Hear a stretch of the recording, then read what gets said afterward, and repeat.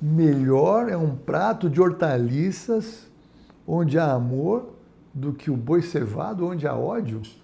Isso é sabedoria de Salomão? Vem comigo, eu vou te mostrar que sim, é sabedoria, sabedoria de Deus, sabedoria de Salomão, sabedoria que pode abençoar a sua vida. Olá, bem-vindos, sou Haroldo Maranhão, esse é o meu canal pessoal em que eu trato aqui de conteúdos diferentes, que eu entendo que podem ser úteis na sua vida ou na vida de alguém, de qualquer maneira, por ser algo da vida diária, ser segundo a palavra de Deus, eu tenho certeza que se eu falar a palavra de Deus para você, vai ser bênção na sua vida, apesar de mim. Então, esse texto que eu chamei a sua atenção, ele é um texto incrível de Provérbios, porque ele traz um confronto absurdo acerca de gastronomia, né? Salomão ele faz um jogo de palavras aqui com gastronomia, com o que é ou o que significa o ambiente de uma casa, né? O ambiente de uma casa. Então, que é melhor um prato de hortaliças onde há amor?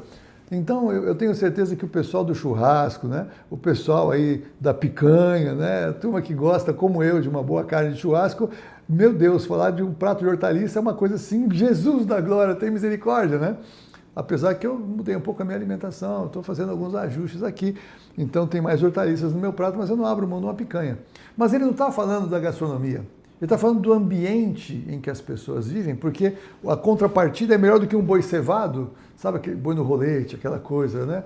Não vou falar. E com ele o ódio, por quê? Porque tem muitas casas em que, embora tenha muita grana para ter uma gastronomia extraordinária, o ódio reina. É uma casa dividida, é uma casa em que as pessoas se toleram e se aguentam, e isso é algo insuportável de viver, e na mesa isso se manifesta, a mesa fala, né? Nós temos aqui como igreja, nós temos um hábito de muitos de nós sentar em qualquer lugar, qualquer padrão de restaurante para comer juntos. Muitos domingos a gente tira todas as cadeiras, a gente coloca ali as mesas para a gente sentar e ter um tempo, né, com o Senhor, um tempo de comunhão e um tempo de alegria, de comunhão mesmo. Isso é precioso, a mesa é importante. Jesus ele gastou muito tempo à mesa com seus discípulos e com também outros que ele estava envolvido.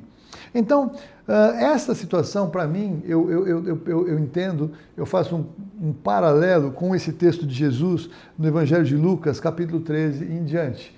Jesus estava pregando, e ali ele estava falando que neste ponto onde Jesus estava pregando, Lucas fala, um homem que estava no meio da multidão lhe falou, mestre, ordena meu irmão que reparta comigo a herança. Olha que desespero que esse cara estava vivendo. Então era uma casa que tinha lá o boi cevado, mas tinha ódio. Ódio porque a briga pela herança era mais importante do que a afinidade entre irmãos. Então o irmão estava querendo tirar a herança do outro, ou tirar uma parte da herança do outro. A gente sabe pela Bíblia que o primogênito tinha o dobro da herança do que os seus irmãos tinham. Podia ser uma disputa como essa, ou podia ser como um filho pródigo que tinha ido embora, gastou toda a sua parte e agora queria voltar e queria participar da herança. A Bíblia não fala, mas nós podemos pegar esses exemplos bíblicos para tentar entender que tipo de discussão que era essa. Mas veja a que ponto chegou. Jesus está pregando. Há uma multidão ouvindo Jesus. Esse cara está no meio da multidão, ele não foi convidado para estar lá para falar, ele não foi lhe dado lugar de fala, como hoje é um tema, né, tão importante, tão difundido. Mas ele falou, mestre, ordena meu irmão que reparta comigo a herança. E Jesus fala, olha, quem me constituiu juiz ou partidor entre vós, né? Então recomendou, tende cuidado e guardai-vos toda e qualquer avareza, porque a vida de um homem não consiste na abundância dos bens que possui. Jesus identificou o coração dele, esse cara estava com o coração cheio de avareza. Jesus, sempre que ele falava assim, ele estava falando diretamente qual era o problema da pessoa que estava com ele, como quando ele fala com a mulher adúltera, a mulher samaritana, ele tocou no ponto central, profeticamente, palavra de conhecimento acerca da vida dela, como ele fez aqui com este cara. Agora veja assim, o outro lado, né?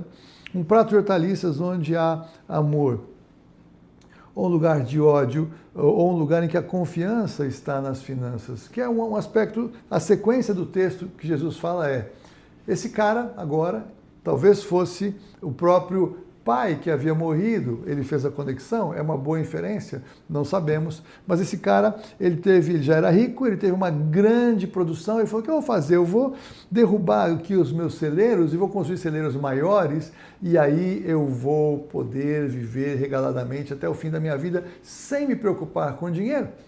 E Jesus, de uma maneira muito suave, ele se dirige a respeito desse homem e diz, louco, essa noite te pedirão a tua alma e o que você tem preparado para quem vai ficar. Para mim, Jesus estava falando exatamente do pai que morreu, desses dois irmãos que estavam agora brigando pela herança. E a palavra do Senhor, então, era uma palavra de revelação ao coração dele. O teu pai pensou nisso. Quando ele ampliou seus celeiros, quando ele multiplicou tudo, inferência minha, ele jamais imaginou que vocês iam passar por essa situação absurda de estarem aí brigando pela herança, disputando por dinheiro. E aí então pouco importa o que o pai fez ou deixou de fazer, não estão interessados na questão do pai que morreu, mas estão brigando naquilo que o pai deixou. Todas as brigas por herança, elas são terríveis. Nós já vimos muitas famílias discutindo e brigando na internet, casos famosos, fortunas famosas.